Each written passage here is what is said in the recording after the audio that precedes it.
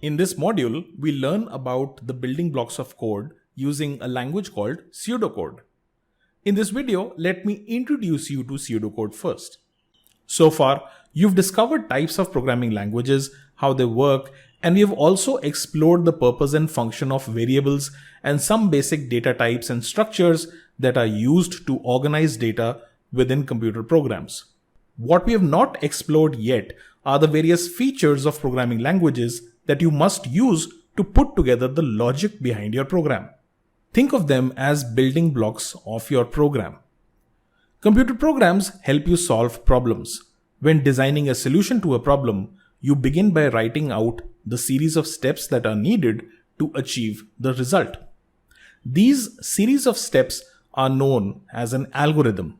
In essence, an algorithm defines the actions and the order of the actions needed to reach an objective.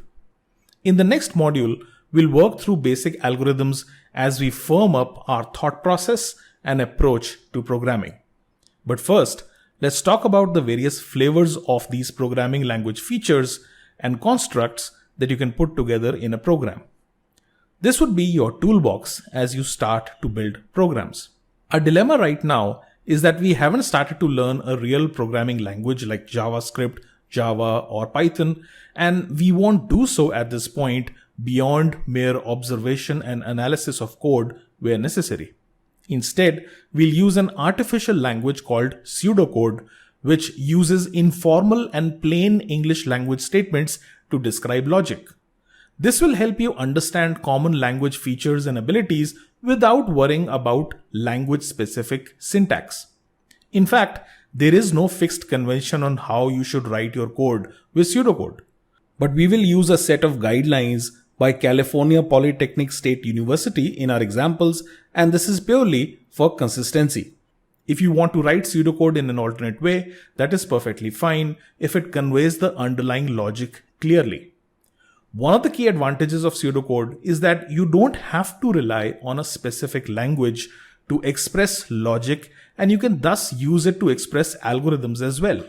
So whether you are starting out with computer programming or are a seasoned developer working in a team, pseudocode is the best way to express logic for everyone to understand universally, irrespective of their language preferences and skill set.